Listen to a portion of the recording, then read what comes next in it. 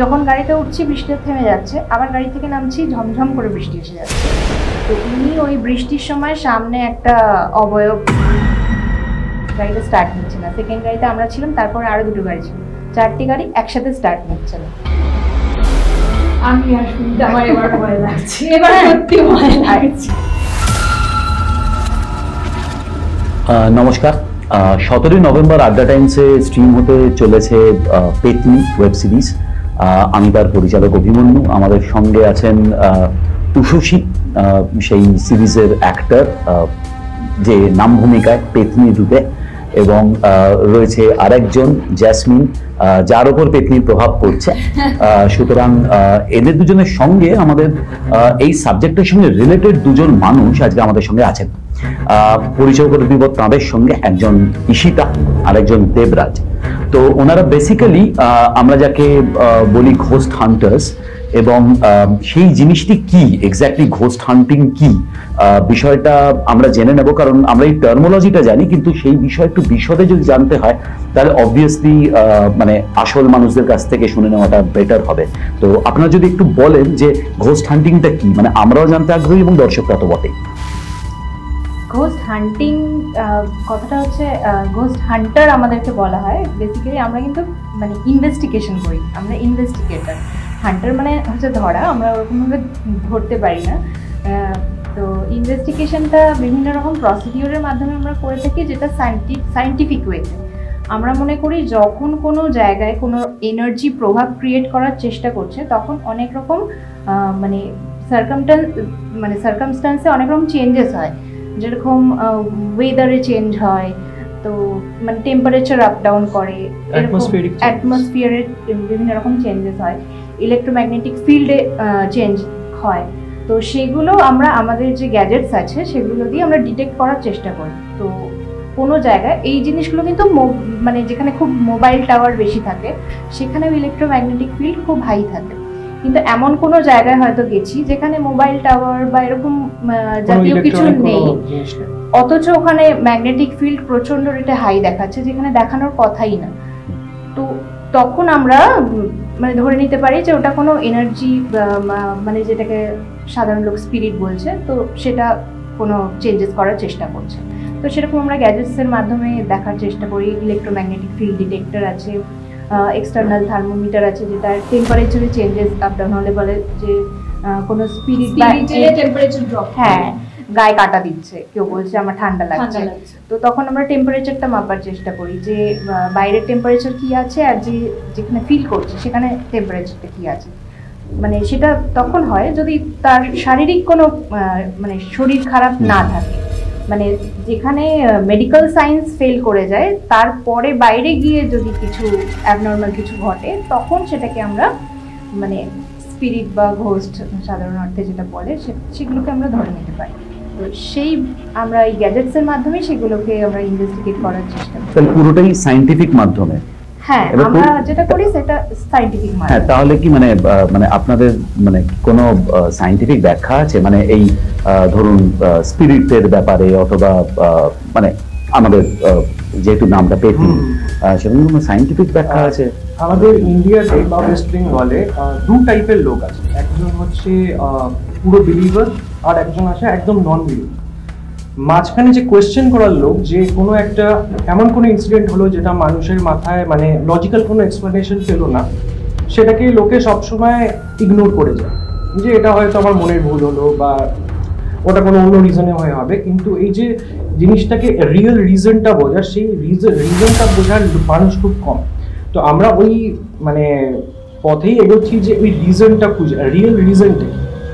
সবসময় যে ভূতের রিজনই হবে সেটাও না, একটা মানুষের মানে মেন্টাল স্টেট ওরকম হতে পারে, হ্যালুসিনেশনস হতে পারে, এরকম পুরো ব্যাপারটাকে আমরা ইনভেস্টিগেশনটা ওইভাবেই করি। তো সেই জন্য ঘোস্ট হান্টার ওয়ার্ডটা আমাদের পুরো খাপে খাপ বসে না, বাট প্যারানর্মাল ইনভেস্টিগেটর হিসাবে। প্যারানর্মাল ইনভেস্টিগেটর না, এবার মানে এই যে কাজটা আপনারা করেন, অবভিয়াসলি মানে এই ধরুন মানে আমাদের ধরুন পেতনি, আমাদের সিরিজের নাম পেতনি। এবার মানে পেতনি তো বাঙালি ভূত, মানে সেই ধরনের।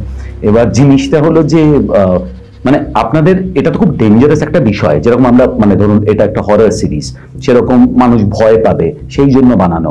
সেখানে দাঁড়িয়ে মানে আপনাদের লাইফে কোনো এই কাজ করতে গিয়ে কোনো রকম বাজে এক্সপিরিয়েন্স বা একটা ভয়ঙ্কর এক্সপিরিয়েন্স যদি শেয়ার করেন তাহলে অবভিয়াসলি। ভয়ঙ্কর এক্সপিরিয়েন্স আমাদের সাথে ডাউরিলে হয়েছিল। আমাদের ইনভেস্টিগেশন করতে গিয়ে আমাদের একজন যে আমাদের টিম মেম্বার তার উপরে আঁচড় এসেছিল। তো সেটা মানে ওখানে আমরা অনেক দিন ধরে ইনভেস্টিগেশন করার জন্য ওখানে ছিলাম। আমরা যে জঙ্গলটায় মানে যে রাস্তাটায় আমরা ইনভেস্টিগেশন করছিলাম ওটাকে ডেথ রোড বলা হয়। তো ওই রাস্তাটা দিয়ে রাত্রি 8টার পরে কোনো মানুষ তো ছেড়ে দিন, কোনো কুকুরও ওখান থেকে যাতায়াত করে না আর কি। তো সেখানে আমরা রাত্রির 1-2 অবধি ওখানে ইনভেস্টিগেশন করার জন্য ছিলাম। তো ওখানে আমরা ইনভেস্টিগেশন যেদিন থেকে করতে যাই প্রথম দিন থেকেই আমাদের কাছে বাধা আসতে শুরু করে। তো মানে অ্যাজ ইফ মনে হচ্ছিল যেন কেউ চাইছে না যে আমরা ওখানে ইনভেস্টিগেশনটা করি। মানে বাধা এরকমভাবে বলতে পারি যে মানে তখন বৃষ্টি হওয়ার কোনো কথাই না, অথচ হঠাৎ করে বৃষ্টি নেমে গেল। মানে আমরা গাড়িতে উঠছি যে বৃষ্টি থামলে আবার নামবো, যখন গাড়িতে উঠছি বৃষ্টি থেমে যাচ্ছে, আবার গাড়ি থেকে নামছি ঝমঝম করে বৃষ্টি এসে যাচ্ছে। আর এটা প্রায় 5-6 বার হয়েছে সেম ঘটনা। আর সেই সময় আমাদের সাথে প্রোডাকশন টিমও ছিল, আরও 2জন মানে প্রোডাকশন টিমের তরফ থেকে একজন মেয়ে ছিল, আর আমাদের অ্যাঙ্কার একজন ছিলেন রিচা শর্মা। তো ওই রিচা শর্মা উনি আমাদের গাড়ির ফ্রন্ট সিটে ছিলেন। তো উনি ওই বৃষ্টির সময় সামনে একটা অবয়ব নাকি গাড়ির লাইটটা পড়ছিল, তো ওখানে একটা অবয়ব দেখতে পেয়েছে, অ্যাপারেশন যেটাকে বলে। তো এটা ফার্স্ট দিনের কথা। তো আমরা কোনো বাধা মানে না মেনে আমরা যে যাই হোক যে আমরা এখানে যেটা করতে এসেছি করব। তো তারপর আমরা মানে ইনভেস্টিগেশন করি। আরও ওখানে প্রচুর ঘটনা ঘটেছিল, আমাদের সবার ওখানে প্রায় কিছু না কিছু কারণে রক্তক্ষরণ হয়েছে প্রত্যেকে। তো ওই লাস্ট যেটা হয়েছিল মানে ফাইনাল মানে জঙ্গলের মাঝখানে আমরা ইনভেস্টিগেশন করতে গেছি, ওপরে একটা এরকম লাইট সোর্স ছিল, ওই একমাত্র লাইট সোর্স, আর তো ওখানে কোনো লাইট ফাইট কিছু নেই। আর যে ক্যামেরা করছিল সে ক্যামেরার ব্যাটারিটা একটু আগেই জাস্ট লাগিয়েছে, পুরানো ব্যাটারিটা চার্জে বসিয়ে নতুন ব্যাটারি লাগিয়েছে, দিয়ে সে শ্যুট করতে নেমেছে। তো যখন আমরা জঙ্গলের একদম মাঝ জঙ্গলে চলে গেছি সেই ইনভেস্টিগেশন করতে, যখন আমাদের গ্যাজেটসের রেটিং ধরা পড়ছে ঠিক সেই মুহূর্তে ক্যামেরাটা অফ হয়ে যায়। অফ হয়ে যেতে ব্যাটারি ড্রেন আউট হয়ে যায়। তো ওকে যথারীতি যে ডিরেক্টর ছিলেন উনি বলছে যে কি ব্যাটারি লাগালি, বলছে আমি জাস্ট পুরানো ব্যাটারিটা চার্জে বসিয়ে নতুন ব্যাটারিটা আমি এক্ষুনি লাগিয়ে নিয়েছি, মানে সত্যি কথা বলছি। তো বলছে যে আমি জানি না কি কারণে সব ব্যাটারি ড্রেন আউট হয়ে গেল। ও যখন এই কথাগুলো বলছে সাথে সাথে উপরে যে লাইটটা ছিল সেটাও বন্ধ হয়ে যায়। তখন মানে আমাদের যিনি ডিরেক্টর ছিলেন উনি বলছে কি এই জঙ্গলে থাকতে হবে না, কারণ জন্তু জানোয়ারও থাকতে পারে ওখানে। তো বললো সবাই চলে আসে ওপরে। তো আমরা যখন ওপরে চলে আসছি, তো আমাদের যে টিম মেম্বার লাস্টে ছিল ও বলছে যে আমার জানি না পিঠটা ভীষণ জ্বলছে মনে হচ্ছে। তো আমরা তাড়াতাড়ি ওপরে চলে এসে যখন ওর জামাটা দেখছি যে ওখানে কোনো জন্তু জানোয়ার অ্যাটাক করলো নাকি গাছের ঘষা লাগিয়ে কিছু হলো, তো দেখছি ওর জ্যাকেটটা মানে যেরকম অ্যাজ ইট ইজ আছে, ওর জ্যাকেটেও কিছু ছেড়েনি, ওর জামাতেও কিছু হয়নি। কিন্তু যখন ওগুলো তুলে দেখা হচ্ছে তখন পুরো 2 হাত দিয়ে আঁচড় দিলে যেরকম দাগ হয় ওরকম আঁচড়ের দাগ আর রক্ত পড়ছে। আর তখনই মানে ডিরেক্টর বা প্রোডাকশন টিমে সবাই বলছে আর করতে হবে না, জাস্ট চলো এখান থেকে। সেই সময় মানে ফার্স্টে ডিরেক্টরদের গাড়ি ছিল, ওই গাড়িতে উঠে ওরা ফার্স্টে স্টার্ট করে চলে যেতে চাইছিল, গাড়িটা স্টার্ট নিচ্ছে না। সেকেন্ড গাড়িতে আমরা ছিলাম, তারপরে আরও 2টো গাড়ি ছিল, 4টি গাড়ি একসাথে স্টার্ট নিচ্ছে। মানে এইরকম সিচুয়েশন। বেরোলেন কোথা দিয়ে? তারপর বেশ কিছুক্ষণ পরে আর কি যখন আর কি ওনারা মরিয়া হয়ে যে আমি পালাবো এরকম সিচুয়েশন, তখন স্টার্ট নিচ্ছে না। তারপর অনেক বেশ কিছুক্ষণ পরে আর কি স্টার্ট নিয়েছে। তো আপনি যেরকম বললেন যে ডেথ রোড মানে ওই গাড়ি যেতে যেতে সামনে একটা অবয়ব দেখা, তো আমাদের পেতনি ওয়েব সিরিজ যেটা 17 নভেম্বর আড্ডা টাইমসে আসতে চলেছে, একদমই আমাদের সিরিজটা শুরুই হচ্ছে সেরকম একটা দৃশ্য দিয়ে, এবং যেখানে 4 বন্ধু মিলে গাড়ি করে যাচ্ছে এবং একটা প্যারানর্মাল কিছু ঘটে তাদের সঙ্গে, যার পর থেকে সিরিজের গল্পটা মেন গল্প শুরু হয়। এবং সেই 4 বন্ধুর মধ্যে একজন জ্যাসমিন রাকা চরিত্রে অভিনয় করছে। তো জ্যাসমিনকে বলবো যদি কিছু ওনাদের কাছ থেকে জেনে নেওয়ার হয় তাহলে। হ্যাঁ, তো সাবজেক্টটাই ভীষণ ইন্টারেস্টিং। মানে এগুলো শোনার পরে আর আমরা বলতে পারবো না যে আমরা ভয় পাই না, ভূতে বিশ্বাস করি না, আমরা এতক্ষণ তাই বলছি না, এক্সপেরিয়েন্স করতে চাই না। একদমই তাই। তো আমার এখানে গল্পে ট্রেলারে দেখানোই হচ্ছে পেতনিতে যে আমি পজেসড হচ্ছি। আমার তোমাদের কাছে একটাই প্রশ্ন আছে, তোমরা এরকম কাউকে পেয়েছো, মানে এরকম পজেসড হয়েছে এরকম কাউকে, কারোর সাথে কোনো এক্সপেরিয়েন্স?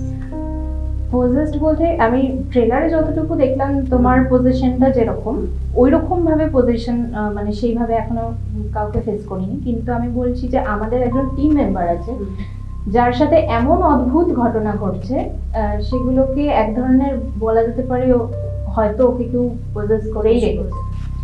তো মানে ওর মানে মাথায় এত পরিমাণ যন্ত্রণা, লোকে মনে করবে যে ওর ব্রেন টিউমার হয়েছে নাকি ব্রেনে কোনো মানে কিছু প্রবলেম হয়েছে। ও মানে প্রচুর স্ক্যান করেছে, সব রকম মানে যত রকমের ডক্টর হয় দেখিয়েছে, কলকাতায় দেখিয়েছে, কলকাতার বাইরে দেখিয়েছে, কোনো ডক্টর ওর রোগ ধরতে পারছে না, বলছে ওর ব্রেনে কিছু হয়, কিন্তু ওর মাথায় এত যন্ত্রণা যে মাথাটা মানে জলে ডুবিয়ে বসে থাকে। যন্ত্রণা নাকি না অন্য কিছু? না, ও মুঠো মুঠো পেন কিলার খায়, মানে ওর এতটা পরিমাণ। আমি বলছি মানে শুধুই মাথা যন্ত্রণা না, তাছাড়াও? না, ওটাই। এবার আমি আগে থেকে আরেকটু আগে যাচ্ছি ঘটনাটা। ওর যখন ও আগে একটা একা ফ্ল্যাটে থাকতো, ঠিক আছে, তো ওর একটা পোষ্য কুকুর ছিল যাকে ও পুরো নিজের সন্তানের মতন করে ভালোবাসতো, আর কুকুরটা ওকে মানে এতটাই ভালোবাসতো যে সেটা বলার কথা না। তো ওর যখন রিসেন্টলি মানে আমি কিছু বছর আগের কথা বলছি, ওর যখন বিয়ে হবে তখন ও ফ্ল্যাটটা চেঞ্জ করে নতুন ফ্ল্যাটে শিফট হওয়ার চিন্তা ভাবনা করে, একটু বড় ফ্ল্যাট নেবে। তো ও ওর হবু বউয়ের সাথে ফ্ল্যাট দেখতে যায়, তো একটা ফ্ল্যাট ওর বউয়ের খুব পছন্দ হয়, তো বলে যে ওটা ভাড়া নেবে। কিন্তু যখন ওর পছন্দ মানে যে ফ্ল্যাটটা নিতে যায়, ওখানে একজন বুড়ো লোকের সাথে দেখা হয় যারা ওকে ওয়ার্ন করে যে কোনোভাবে যেন ওই ফ্ল্যাটটা ভাড়া না। তো তখন মানে এটা শুনতে সিনেমার মতন লাগছে, হ্যাঁ, কিন্তু বিষয়টা অ্যাকচুয়ালি ওদের সাথে ঘটে। তো ওর বউ বলে কি ও হয়তো ফালতু কথা বলছে, ছাড়ো, এত সুন্দর বাড়িটা এত কমে পেয়েছি, এটাই নেই। এটা কি কলকাতা থেকে? কলকাতা, আমি বলছি এটা সেম আমি একটা ঘটনা জানি, এয়ারপোর্টের দিকে ঘটে। ও না, আমি কলকাতার ঘটনাই জানি। তো তারপর ওরা ওই ফ্ল্যাটটা নেয়, তখন ওদের বিয়ে হয়নি, বিয়ে ওদের কিছুদিন পরে ছিল। তো ওই ফ্ল্যাটটায় ও শিফট করে যায়। এবার ও একা ওই ফ্ল্যাটটায় থাকে ওর কুকুরকে নিয়ে। তো ওই ফ্ল্যাটটায় শিফট করার কিছুদিন পর থেকে মানে ও অফিস যায়, অফিস থেকে ফিরে, কিন্তু কুকুরের বিহেভিয়ারটা আস্তে আস্তে তাকে চেঞ্জ হতে শুরু করে। ওর বাড়িতে প্রচুর অ্যাকোরিয়ামও আছে, ও প্রচুর মাছও আছে ওর বাড়িতে। তো ওর কুকুরটার বিহেভিয়ার মানে আগে যেরকম এলেই ওকে ভালোবাসতো, ঝাঁপিয়ে পড়তো, এরকম করতো, আস্তে আস্তে দেখছে কুকুরটার বিহেভিয়ার চেঞ্জ হয়ে যাচ্ছে, মানে নিস্তেজ হয়ে যাচ্ছে। ওকে দেখলে একটা মানে একটা স্পেসিফিক কোনো একটা জায়গায় গিয়ে চিল্লাতো আর কি, মানে অন্য কোনো দিকে তাকিয়ে চেঁচাচ্ছে, মানে এরকম বাজে রকম রিঅ্যাক্ট করছে, যেটা ওর দেখে মনে হচ্ছে যে এটা আমার সেই বাচ্চা নতুন ফ্ল্যাটে। তারপর সেটা দেখে ও ভাবলো কি কুকুরটার কোনো শরীর খারাপ হয়েছে, ওরকম করছে। তো ওকে ডক্টর দেখালো, তো দেখছে যে ওর তো কিছু হয়নি। তো এরকম ভাবে ও কিন্তু ছেলেটা একদমই মানে প্রচন্ড সাহসী, ও একটুও ভয় পায় না। তো ওইসবে ওর জন্য ভাবছিল যে না মানে এরকম কিছু হতে পারে না, ওর মাথাতেই আসেনি যে এরকম কিছু হতে পারে। তো এবার প্রত্যেক দিন রাত্রি 2টো থেকে 3টের সময় ওর জানলার সামনে এক ঝাঁক কাক এসে বসে ডাকতো রেগুলার। একদিন আমাদের কি গল্প শুনিয়েছে, তো আমরা বলছি কি তাই নাকি সত্যি? একদিন ফোন করেছে 2-3টের সময়, বলছে দেখ ভিডিও কল দেখাচ্ছে যে দেখ কত কাক ডাকছে। আমি বলছি তো আমার গায়ে কাটা দিচ্ছে। তো এরকম রোজ হচ্ছে, আর কুকুরের বিহেভিয়ার তো চেঞ্জ হচ্ছেই। এবার আস্তে আস্তে যত দিন যাচ্ছে তত ওর মধ্যেও চেঞ্জেস আসছে, ওর বিহেভিয়ারে চেঞ্জেস আসছে। মানে ও আমাদের ভিডিও কল করছে, করে একটা অন্য মনস্ক হয়ে অন্যদিকে তাকিয়ে আছে ভিডিও কল। হ্যাঁ, এবার আমরা বলছি কি রে কথা বল, হ্যাঁ হ্যাঁ মানে এরকম একটা বিহেভ করছে। তো বলছি কি হয়েছে, আমরা তখন কলকাতায় ছিলাম না। তো আমাদের আর যা বন্ধুরা ছিল তাদের বললাম দেখ তো ওর গিয়ে কি হয়েছে, এরকম কেন করছে।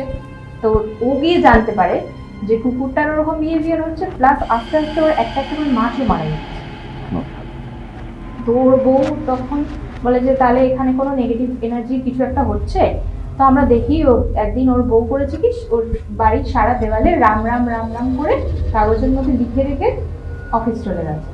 দরজা বন্ধ করে, মানে বাইরে থেকে লক করে। অফিস থেকে এসে দেখছে কাগজগুলো জাস্ট এরকম মুড়িয়ে ফেলা। আমি আর শুনতে আমার এবার ভয় লাগছে, এবার সত্যি ভয় লাগছে। আর যত দিন যাচ্ছে ওর বিহেভিয়ার চেঞ্জ হচ্ছে, ওকে দেখতে উইয়ার্ড হয়ে যাচ্ছে।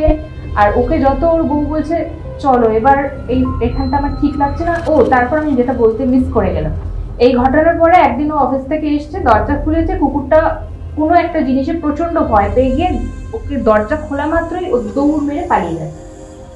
তো ও তো ওর পিছন পিছন দৌড়েছে, ও তো নিজের বাচ্চার মতো নয়, ও পিছন পিছন দৌড়েছে, কোথাও খুঁজে পাচ্ছে না, সারা রাত ধরে খুঁজেছে কুকুরটাকে। ভোরবেলা গিয়ে দেখছে রেল লাইনে কুকুরটা মারা গিয়ে পড়ে গেছে, ঠিক আছে, কিন্তু ওর বডির মধ্যে কোনো স্ক্র্যাচেস নেই, মানে ট্রেনের ধাক্কায় মারা যায়নি, কুকুরটা হার্ট অ্যাটাকে মারা গেছে। চোখগুলো বড় বড় হয়েছে, হার্ট অ্যাটাকে মারা গেছে, মানে ওর নিজের সন্তান মারা যাওয়ার মতন ওর অবস্থা এরকম। তো তারপর থেকে তো প্রায় ওর মানে বাজে অবস্থা। তখন ওর বউ বললো যে তুমি এই বাড়ি ছাড়ো, তুমি এখান থেকে চলো। তো ও কিছুতেই ওই বাড়িটা ছাড়তে পারছে না, মানে ওর ফিলিং হচ্ছে, কিন্তু বাড়িটা ছাড়তেও পারছে। ওর বউয়ের সাথে ঝামেলা করছে যে আমি বাড়ি ছাড়বো না, আমি বিয়ে করব। হ্যাঁ, ওর বউ ওকে দেবরাজকে ফোন করে বলছে দেখো ও এরকম বিহেভ করছে, কিছুতেই এই বাড়ি ছেড়ে বেরোতে চাইছে। ওর শ্বশুর মশাই এসে বলছে যে তুমি ওর অ্যাকচুয়ালি বাড়ি হচ্ছে আসানসোলে, ও কলকাতায় ভাড়া থাকে, তো শ্বশুর বাড়ি বাগুইয়াতে। তো শ্বশুর মশাই এসে বলছে তোমাকে ভাড়া থাকতে হবে না, তুমি আমাদের বাড়িতে গিয়ে থাকো। কিছুতেই যাবে না, শ্বশুরের সাথে বাজে ব্যবহার করে শ্বশুরকে ঘর থেকে দাঁড়িয়ে দিয়েছে। সেসব গল্প দেবরাজকে বলছে যে দেখো ও এরকম করছে, কি করবো। পরে একসময় অনিন্দমের বাবা আসে এবং সেখান থেকে জানতে পারে যে ওর ওপর কেউ একটা ব্ল্যাক ম্যাজিক করার চেষ্টা করছিল, যেটা মানে ওর প্রাণহানি করার চেষ্টা করছিল, কিন্তু সেটা কুকুরটার ওপর দিয়ে গেছে। সেটা কোনো স্পিরিট, সেটা ব্ল্যাক ম্যাজিক, সেটা এখনো স্পিরিট বেসিক্যালি ব্ল্যাক ম্যাজিক কোনো মানুষ করতে পারে না। ব্ল্যাক ম্যাজিকটা হচ্ছে কোনো যদি মানে অ্যাজ পার হাইপোথেটিক্যালি যদি ভেবে নিই যে স্পিরিটস হয়, তো কোনো স্পিরিটকে মানে কাউকে টার্গেট করে তাকে আর কি আস্তে আস্তে মেরে ফেলার জন্য করা, এটা হচ্ছে মেইন মানে কনসেপ্ট ব্ল্যাক ম্যাজিক। এই ঘটনার পর যখন ওরা মানে ওর এই অন্য ফ্ল্যাটে শিফট করে যায়, তারপরে বিয়ে হয়, তারপরে বেশ কিছুদিন পর থেকে ওর এই মাথা যন্ত্রণা কখন শুরু হয়, দেবরাজ ওকে বলে যে তোর সাথে যে ঘটনাগুলো ঘটেছিল সেটা নিয়ে একটা বই। তো ও ওই কুকুরটার ওপর যে ঘটনা ঘটেছে সেটা নিয়ে একটা বই লিখতে শুরু করে, যেটা বইটার নাম রাখে দ্য ডে আই ডাই। ও বলে আমি যখনই লিখতে বসি আমার প্রচন্ড মাথার যন্ত্রণা শুরু হয়েছে। আর সেই থেকে যে ওর মাথার যন্ত্রণা শুরু হলো, তারপর এই যে বললাম আমি এত ডক্টর দেখিয়েছে, কিছুতেই কমছে না, সব ডক্টর বলছে ওর কিছু হয়, মানে কলকাতার বাইরেও সব জায়গায় দেখিয়েছে, মেডিকেল সায়েন্স ফেল, সবাই বলছে ওর কিচ্ছু হয়নি, কিন্তু ও কিন্তু মুঠো পেন কিলার খেয়ে রয়েছে, মানে এরকম অবস্থা। বেশ কিছু বছর এরকম ভাবে কাটে, 1-2 বছর 2019 থেকে স্টার্ট হয়েছে, বেশ কিছু বছর এরকম ভাবে কাটলো। তারপর এখন কি হচ্ছে বলো, ওর হার্টে, এখন ওর রিসেন্ট প্রবলেম হচ্ছে ওর হার্টে নাকি ব্লাড পাম্প হচ্ছে, কিন্তু সেটি রিজনটা কি কোনো ডাক্তার বুঝতে পারছে না, সেটারও রিজন ডাক্তার বুঝতে পারছে। ও কন্টিনিউয়াসলি ব্লাড থিনার কে আছে, কিন্তু কেন ব্লাড ওর এইতে পাম্প হচ্ছে না কেউ বুঝতে পারছে। আর তার মধ্যে উইদাউট মানে এনি মানে রিজন ওর দুটো মিসক্যারেজ হয়ে গেল। তো তোমরা তো বলতে প্যারানর্মাল ইনভেস্টিগেশন, হ্যাঁ, তো এই সব জিনিস যে আমরা বুঝতে পারবো সেটাও তো না। কিন্তু গেছিলে ওই ফ্ল্যাটে?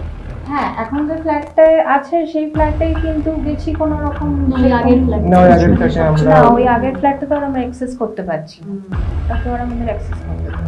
কিন্তু পেলে বেশ ভালো, আর নতুন গল্প শুনতে।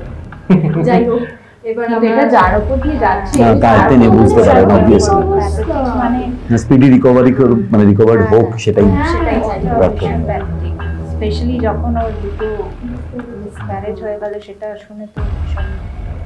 আমাদের যে পেতনি সিরিজের পেতনি চরিত্রে অভিনয় করছে, আমি শশীকে জিজ্ঞেস করবো জানাতে। আমি তার আগে একটা কি বলবো, ডিসক্লেমার দিয়ে আমি অনেকবার বলেছি ভূতে বিশ্বাস করি না, ভূতে ভয় পাই না, আবার উইথড্র করলাম সব কথা। এবং যেটা আমার জিজ্ঞাসা তোমাদের কাছে যে ওই তোমরা পেতনিকে এক্সপিরিয়েন্স করেছো কিনা, বা পেতনি মানে তোমাদের কাছে কি পেতনির আইডিয়া? দেখো সিরিজ করেছি আমাদের মধ্যে। পেতনি বেসিক্যালি যেটা ফোকলোরে বলা হয়, পেতনি হচ্ছে কোনো একজন মহিলার অতৃপ্ত আত্মা যে আনম্যারিড। তো আমরা জিনিসটাকে এক্স্যাক্টলি পেতনি ওয়ার্ড হিসাবে চলি না, আমাদের টেকনিক্যাল টার্মে আমরা বলি হচ্ছে ইনভিজিবল ইন্টেলিজেন্ট এন্টিটি। হ্যাঁ, তো আমরা এইভাবে জিনিসটাকে দেখি যে কোনো একটা এন্টিটি যেটাকে আমরা দেখতে পাচ্ছি না, বাট সে আমাদের সাথে কমিউনিকেট করার চেষ্টা করছে আর সে ইন্টেলিজেন্ট। তো এই জিনিসটা অ্যাকচুয়ালি হয় কি না সেটার যে এখন রিসেন্ট যেটা এক্সপ্লানেশন, সেটা আমি একটু হলেও দিতে মানে আমি জানি না এক্স্যাক্টলি যে পুরো এক্সপ্লানেশনটা ঠিক কিনা। তো এখন যে নতুন রিসার্চ হচ্ছে সেটা হচ্ছে যে আমাদের যে চেতনা মানে হচ্ছে কনসিয়াসনেস, যেটা দিয়ে আমরা বুঝতে পারি যে আমরা বেঁচে আছি, মানে যেটা একটা লিভিং আর নন লিভিংকে মানে আলাদা করে। এই কনসিয়াসনেস জিনিসটা আমাদের ব্রেন নাকি জেনারেট করে না, মানে একটা আলাদা টাইপের ফোর্স যে এই সেন্সটাকে আমাদের করে। তো এখন গল্প হচ্ছে যে এই সেন্সটা যখন আমাদের ব্রেন জেনারেট করছে না, এটা যদি আলাদাই কিছু হয় তাহলে আমাদের বায়োলজিক্যাল ডেথের পরেও সেই এনার্জি সেই কনসিয়াসনেসটা এনার্জির ফর্মে থাকলেও থাকতে পারে। যে জিনিসটা মানে কনসিয়াসনেসটা সবসময় যে খালি একটা মানুষের না, মানুষের আবেগ, যেরকম মারা যাওয়ার আগে সেই মানুষটার যে মানে ইমোশনটা, সেইটাই রেস্টটা থেকে যায় আমাদের হিসাবে। তোমরা কি দেখেছো কখনো, মানে এক্সপেরিয়েন্স করেছো পেতনি? পেতনি, হ্যাঁ, যদি পেতনিকে দেখি তো আমরা ওটাকে ফিমেল ঘোস্ট যদি দেখি। তো আমরা একটা জায়গায় ইনভেস্টিগেশন করতে গেছিলাম, এই উল্টোডাঙ্গার কাছে একটা ভাঙাচোরা বাড়ি আছে, রানীকুটি বলে। তো ওটার ব্যাক হিস্ট্রি হচ্ছে যে ওইখানকার যে জমিদার ছিল সে মানে ওই টাইমে অনেক নর্তকীদের আনতো, আর মানে নাচ হয়ে যাওয়ার পরে ওদের সাথে দুষ্কর্ম করে অনেকজনকেই ওখানে মারা হয়েছিল আর কি। তো ওখানকারই লোকালসদের থেকে আমরা মানে এই স্টোরিটা পেয়েছি যে একটা নর্তকী নাকি সেই মানে জমিদারকে কার্স দিয়েছিল যে এই যে তুমি যে এরকম করে যাচ্ছ, তোমার একদিন পুরো বংশ ধ্বংস হয়ে যাবে। তো এই করে আর কি মানে পুরো ওই জায়গাটার যে ওই মানে জমিদারের পুরো বংশ ওখানে হয়ে গেছিল। ওই পাশেই একটা জুট মিল আছে, সেটাও আগুন ধরে গেছিল। আমরা ইনভেস্টিগেশন করতে করতে ওই জায়গাটায় আমরা মানে একটা জায়গায় খুব পার্টিকুলার একটা জায়গায় প্রচন্ড ইএমএফ মানে আমাদের পাচ্ছিলাম, রিডিং পাচ্ছিলাম, যেখানে আশেপাশে কোনো মোবাইল টাওয়ার নেই, আমাদের সবার মোবাইল সুইচ অফ। হঠাৎ ওইখানটাতেই আমাদের একজন ইনভেস্টিগেটর আর কি পড়ে গেছিল। আমরা ভাবলাম যে এটা প্লেন ডেতে কেন পড়লি, যখন দেখলাম যে যখন মানে ওর বুটটা একটা জায়গায় গিয়ে লাগলো, ওইখানে একটা আমাদের ঘুমুর টাইপের একটা পেয়েছিলাম, মানে বছর পুরানো, অনেক পুরনো। মানে এটা আমাদের কাছে এখনো একটা মানে অদ্ভুত ব্যাপার যে ওই জায়গাটাতেই ও পড়লো, ওই জায়গাটাই এতখানি হাই হলো, আর ওই জায়গাটাই আমরা ঘুমুরটা পেলাম। তো তোমরা যে বলছো পেতনি বেসিক্যালি আমি কোনো খারাপ নেগেটিভ কিছু বলছি না। কারো যদি খুব মানে কারো দুঃখ বা কষ্ট বা পেইনটাকেও যদি বোঝাতে চায়, তো সেইটাই আমাদের সাথে ঘটেছিল আর কি, আমার যা মনে হয় কমিউনিকেট করার চেষ্টা করেছি। বেসিক্যালি অতৃপ্ত আত্মা। হ্যাঁ। আচ্ছা, আমাদের এক্সপিরিয়েন্স তো শুনলেন, তো আপনাদের কি কোনো এক্সপিরিয়েন্স আছে রিয়েল লাইফে বা শুট করতে গিয়ে কোনো রকম এক্সপিরিয়েন্স হয়েছে? বলুন। না, আমি এটা নিয়ে কিছু কথা বলবো। আমাদের কোনো এক্সপিরিয়েন্স হয়নি, জাসমিন বলবে। জাসমিনের একটা না এক্সপিরিয়েন্স বলবো না, ওটা কোইন্সিডেন্স আর কিছুই না। মানে একটা ছিল যে আমি পজেসড হচ্ছি, হওয়ার পরে সিনটা চলাকালীন আর কি এক জানলাটা ভীষণ আওয়াজ করে খুলে যায়। সব থেকে ভয় পেয়েছিল, আমরা কেউ ভয় পাইনি, ভয় পেয়েছিল হচ্ছে আমাদের ডিওপি অয়ন। হ্যাঁ, পুজো দিতে বলছিল বারবার করে, আমরা পুজো দিই। হাওয়া দিচ্ছিল না, কোনো হাওয়া দেয়নি, কিছু হাওয়া জানলাটা খুব ভারীও ছিল, হাওয়া দেওয়ার কোনো জায়গা ছিল না, সেরকমও নয়। বাট এই আর কি মানে ওটা আমরা জাস্ট ইগনোর করেছি। মানে মনের ভুল কিনা জানি না, কিন্তু মানে একটা ইরি ফিলিং তো স্বাভাবিক ব্যাপার, সেখানে স্বাভাবিক সেটা হওয়া। একমাত্র অয়ন বলেছিল, অভিনয়কেই ধরেছিল যে কেন পুজোটা দেওয়া হয়নি সিরিয়াসলি। পুজো দিলে জিনিসটা না, ওই যেটা একটু আগে দেবরাজ বললো, সবকিছু কিন্তু মনের ভুল হয়, কিছু জায়গায় প্রশ্ন গিয়ে দেখা উচিত ছিল জানলাটা কেন খুলে। তাহলে তো আমাদের সিরিজের গল্পটা ঘুরেই যাবে। ট্রেলারে দেখলাম আপনারা যে শুট করেছেন, তো অনেক কোনো গুহার মধ্যে গিয়ে সুড়ঙ্গর মধ্যে। তো আমরা তো এরকম জায়গায় যেতেই থাকি, মানে আমাদের তো ইনভেস্টিগেশন করতে যেতেই হয়। তো ওটা আমাদের অভ্যাস আছে। তো আপনারা তো নর্মালি এইসব জায়গায় খুব একটা যান না, তো শুটিং করতে গিয়ে আপনাদের যেতে হয়েছে? না, আমাদের শুটিং এর অভ্যাস আছে। এবার সেই জন্য ওই সুড়ঙ্গ, গুহা, পাহাড়, পর্বত, সমুদ্র, জঙ্গল সবেতেই মোটামুটি ঘোরাফেরা থাকে। এখানে সুড়ঙ্গটা অবভিয়াসলি বানানো হয়েছিল, এবং সেই যখন সুড়ঙ্গ বানানো হয় মানে সেটা মাটি খুঁড়েই বানানো হয়েছিল। হ্যাঁ হ্যাঁ, এবং রিয়েল লোকেশনই বানানো হয়েছিল। কারণ ওখানে মানে আমাদের যদি রিয়েল গর্তের মধ্যে শুট করতে হতো সেরকম ভাবে শুটিং করা পসিবল হয় না, কারণ একটা ক্যামেরা রাখার জন্য একটা স্পেস লাগে।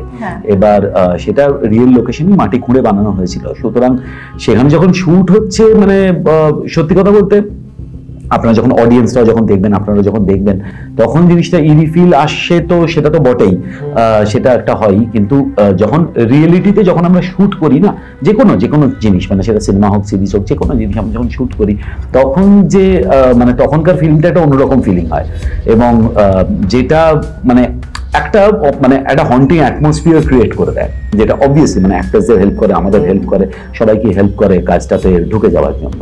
তো অবভিয়াসলি সেটা ছিল আমাদের মানে ম্যাক্সিমাম লোকেশনস, 99% লোকেশনস আমাদের রিয়েল লোকেশনস, যেখানে একটা মানে টোটালি ইরি ফিলিং এর একটা জঙ্গল, সেখানেও শুট হয়েছে। সেখানে সন্ধ্যেবেলা বেশ গা ছমছমের পরিবেশ, তো ক্রিপি বাড়ি, যেই বাড়ির বারান্দা দিয়ে একা হাঁটলে বেশ একটা টেম্পারেচার আপ ডাউনের একটা সম্ভাবনা থাকে। তো সেই রকম বাড়িতেও শুট হয়েছে। তো সব মিলিয়ে একটা যেহেতু গা ছমছমে করা একটা জিনিস বানানোর চেষ্টা করেছি আমরা, সুতরাং গা ছমছমে পরিবেশের মধ্যে থেকে বানালে যদি সেই গা ছমছমেনেসটা আমরা অডিয়েন্সকে কনভার্ট করে দিতে পারি, তো সেই জন্য আমরা ওই লোকেশনসগুলোই চুজ করেছিলাম। আমাদের কিন্তু প্যারানর্মাল ইনভেস্টিগেটর হিসেবে খুব ভালো লাগছে যে আমাদের নায়িকারা আজকাল খুব বেশি সাহসী হয়ে গেছে, আর রিয়েল লোকেশনে, রিয়েল হন্টেড লোকেশনে গিয়ে একটু ভয় পায় না। না, অবভিয়াসলি ওরা দুজনই মানে একদমই ভয়ের কোনো ব্যাপারই না। তো মানে সেখানে আমার খুব সুবিধা হয়েছে। আপনারা যদি শুটিং এর আগে গল্পগুলো শোনাতেন তাহলে হয়তো ওদেরকে পাঠাতে পারতাম না। আমার অত্যন্ত সুবিধা হয়েছে, কিন্তু আপনাদের কাছে অবভিয়াসলি মানে পরিচয় থাকলে আমি ডেফিনেটলি নিয়ে যেতাম ওখানে। কিছু আছে কি? হ্যাঁ, বারুইপুর রাজবাড়িতে তো অবশ্যই নিতে অনেকজনই বলেন।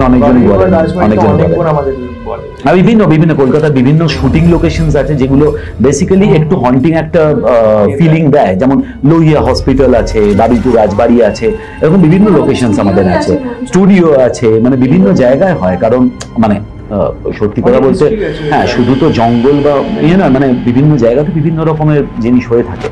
সুতরাং অবভিয়াসলি সেগুলো ইডি ফিল তো একটা দেয়। তো এরকম কোথাও এবার ফিল পেলে কি আমাদের কথা মনে পড়বে? না, অতি অবশ্যই মনে পড়বে, যাতে আপনারা পৌঁছন এবং আমাদের উদ্ধার করে।